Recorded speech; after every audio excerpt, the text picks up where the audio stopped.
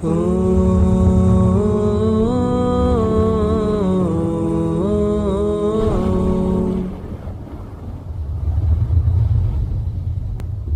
the world continues to progress technologically, I swear by Allah, faster than its growth in technology, it is retrogressing morally and spiritually. While life seems to become easier theoretically, in theory when you analyze life today, we have such advanced modes of transport, such easy ways of communication. In theory, life seems easier than previous times, but practically life has become more challenging than the previous times. Tension, depression and frustration has, wallah, become the order of the day. Happiness, joy and prosperity is something of the past. The very fears that haunt the mind of every individual, that are ever lurking. I must never become poor. I must never be diagnosed of cancer. This must never happen. The fears that are ever lurking in the heart and the mind of every man is sufficient depression in the life of every person. The only way to avert financial depression, the only way to avert and divert financial depression is to convince yourself that Allah is the sustainer.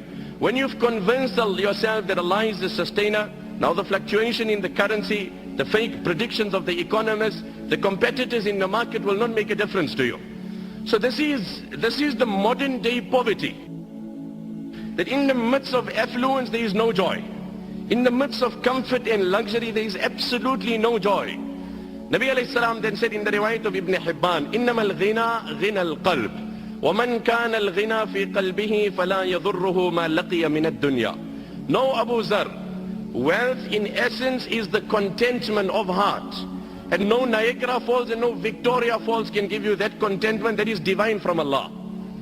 وَمَنْ كَانَ الْغِنَى فِي قَلْبِهِ, the one who has contentment in his heart, فَلَا يَضُرُّهُ مَا لَقِيَ مِنَ الدُّنْيَا, then no amount of calamities and tragedies will harm this man, will depress this man. Nothing in this world will depress this man. Like they say, money can buy a house but not a home.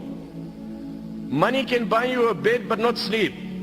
Person can be sleeping, on water bed, as they say. Insomnia is a medical condition that's only growing in the world. Deprived of sleep. And on the other hand, there is a beggar, a pauper, sleeping under the tree in mid-traffic. The people are driving, people are busy, engaged, and he's enjoying the divine sleep of Allah in the shade that Allah has provided. I swear by Allah, the greatest contributing factor to depression is guna. Ask that young boy who after he takes a pill and he's on a bus and he's on cloud 9 and he's floating somewhere else, as soon as he becomes sober, he goes through such depression that he's left with one of two options. Either he commits suicide or takes a pill again. There's no other choice in the life of that young boy. This is nothing, these antidepressant tablets, that is escapism.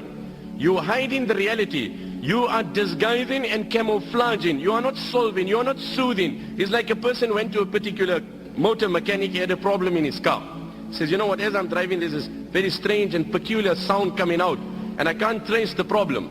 So the motor mechanic had a look at the car, but he couldn't trace the problem. He says, you know what, I can't really find anything, but I got a way out. I can solve the problem for you. If it really bothers you while driving, just put your radio a bit louder. If the noise bothers you, just put your radio, and I promise you your problem will be solved without any money. I swear by Allah, that is antidepressant tablets.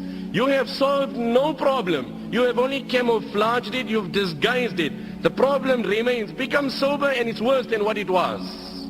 Like they say, having Allah on your side does not mean sailing on the ocean with no waves. It doesn't mean that. But having Allah on your side means sailing in such a ship which no storm can sink. That is what it means. It doesn't mean you will not have storms. You will have storms, you will have waves. But when you have Allah on your side, no storm will sink that ship. It is contentment. Grab onto it. I swear by Allah, if you have it, you're a king without a throne also. What did the Nabi of Allah say? وَمَنْ كَانَ الْغِنَى فِي قَلْبِهِ, he who has contentment in his heart, فَلَا يَضُرُّهُ مَا لَقِيَ مِنَ الدُّنْيَا, no calamities of this world will depress him. It does not mean when a man has contentment, calamities will not come. No, Allah will give him the strength to react differently. He will not get emotional by situations. Allah gives you the ability to focus on the reward promised in that challenge in Akhirah. My brother, you have tasted the fake pleasure. You've seen how it has deceived you. I call you in this gathering and I invite you and I implore you. I introduce you to divine pleasure. I introduce you to spiritual pleasure. Wallah, there is such pleasure in salah. A time may Allah favor you with it, one and all. that moment comes in your life, Allah's qasam, where you will go in sajda. And I promise you, you will derive such pleasure. Allah's qasam, in His control is my life. You won't able to lift your head up.